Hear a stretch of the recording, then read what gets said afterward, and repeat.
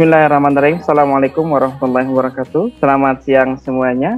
Anggota MGMP, peserta Rebis Bermutu MGMP Bahasa Indonesia wilayah Utara Kabupaten Bogor. Yang terhormat narasumber kita Bapak Haji Sain, yang kami hormati segenap jajaran pengurusan MGMP Bahasa Indonesia wilayah Utara. Dan yang saya banggakan, yang luar biasa, Bapak dan Ibu anggota atau peserta Rebis Bermutu MGMP Bahasa Indonesia wilayah Utara Kabupaten Bogor. Pertama-tama, marilah kita panjatkan puji serta syukur kepada Allah Subhanahu wa Ta'ala.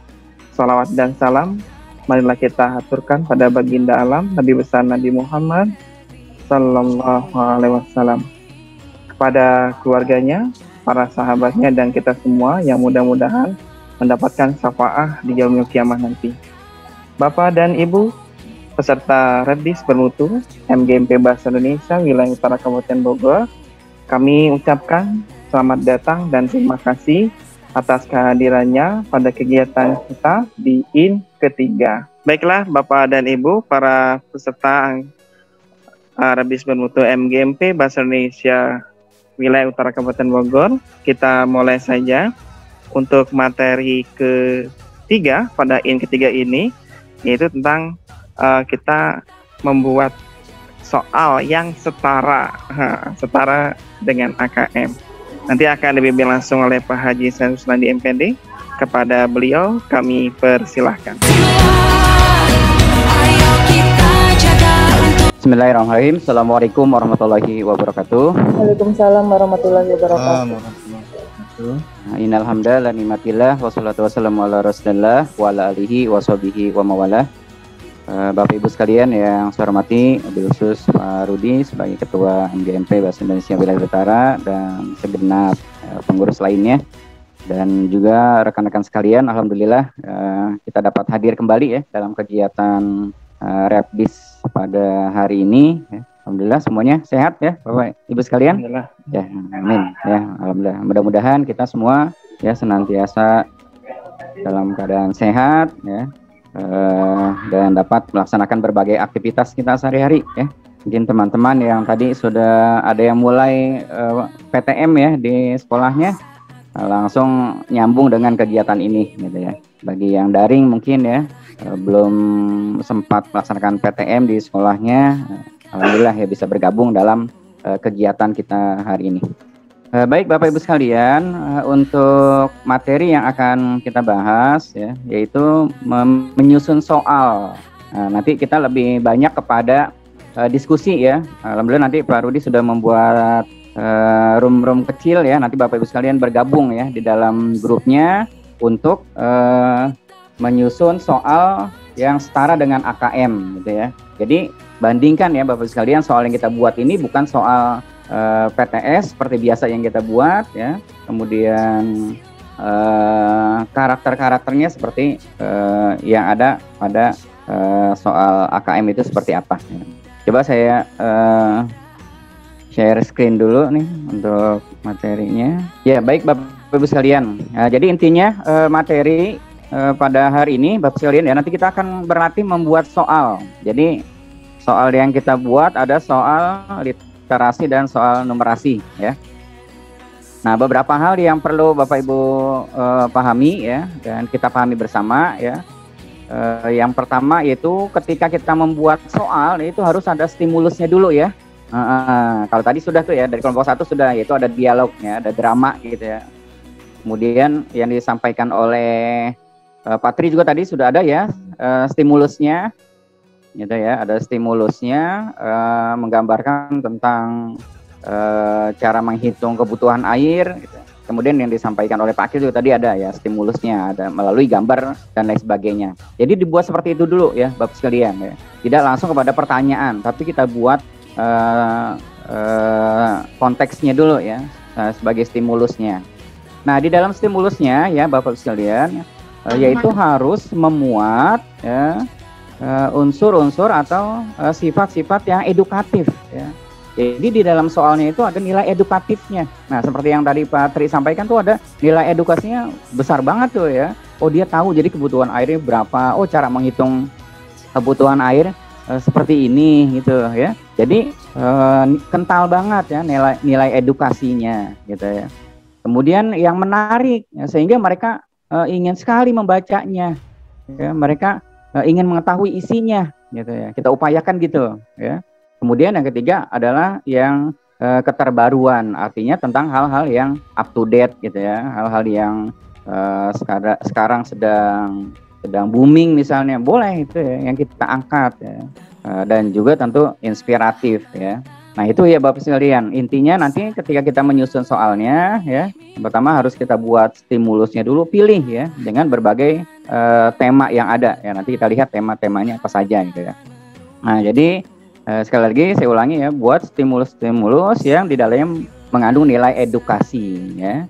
Ada edukatifnya, jadi ada pelajaran yang bisa diambil oleh siswa. Nah, kemudian yang menarik ya, sehingga mereka ingin sekali membacanya. Kemudian inspiratif, dan ada yang keempat itu keterbaruan. Artinya yang kita buat stimulus-stimulusnya itu adalah hal-hal yang baru gitu ya. Kemudian yang berikutnya ya Bapak sekalian, untuk bentuk soalnya ya, bentuk soalnya silakan nanti boleh dipilih. Yang pertama boleh soal pilihan ganda. Nah, salah satu yang benar ya, jawabannya dari option yang ada. Kalau SMP itu ada 4 option ya, A, B, C, D. Kemudian untuk yang kedua boleh pilihan ganda kompleks. Ya. Jadi jawabannya boleh lebih dari 1. Boleh soalnya seperti itu. Kemudian soal menjodohkan juga boleh nanti Bapak Ibu buat. Kemudian boleh isian singkat, dan yang keempat yang kelima yaitu uraian. Nah itu ya Bapak Ibu sekalian untuk karakteristik soal. Kemudian yang kedua ya Bapak Ibu yang saya hormati, ya, tema-tema ya yang dapat kita ambil ya, banyak sekali. Nah kalau di sini ada 17 tema nih ya. 17 tema. Yang pertama itu tentang no poverty gitu ya, yang kemarin sudah saya sampaikan ya, tentang memutus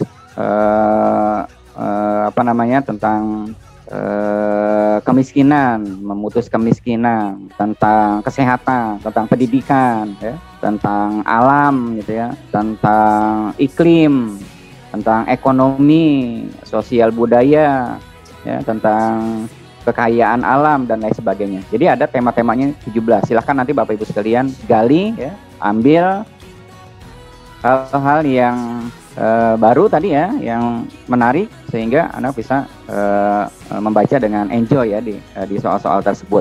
Ini tema-temanya banyak ya, silakan nanti dipilih. Nah itu ya Bapak Ibu sekalian. Kemudian berikutnya untuk formatnya. Nah ini untuk formatnya ya Bapak sekalian, yaitu membuat soal AKM. Yang pertama, buatlah soal AKM literasi dan numerasi masing-masing 2. Terlalu sedikit ya Bapak Ibu? Kebanyakan. 2 ya Pak Rudi ya. Nah, jadi buat soalnya 2 ya, literasi 2, numerasi 2. Jadi 4 soal ya Pak Rudi ya.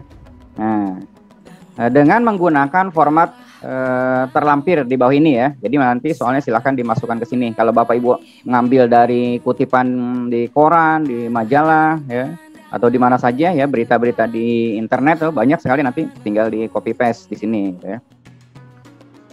Kemudian soal disesuaikan dengan mata pelajaran dan kelas yang diampu. Nah, jadi nanti boleh, karena ini untuk KM ini kelas 7 kelas 8, boleh kelas 7 kelas 8 gitu ya.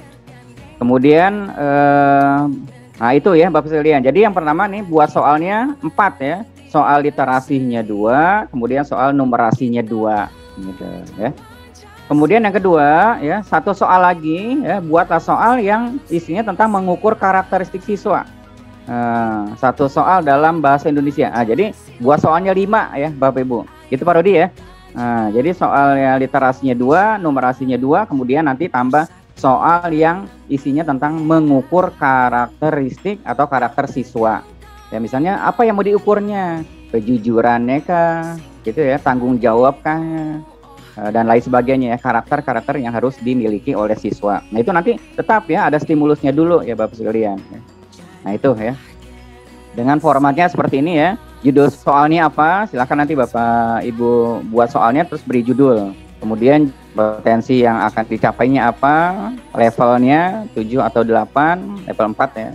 kemudian kontennya apa, proses kognitifnya apa, konteksnya apa, ya. Kemudian bentuk soalnya, yang tadi ada 5 ya, bentuk soal pilihan ganda, kemudian pilihan ganda kompleks, gitu ya, kemudian atau uraian dan menjodohkan, gitu.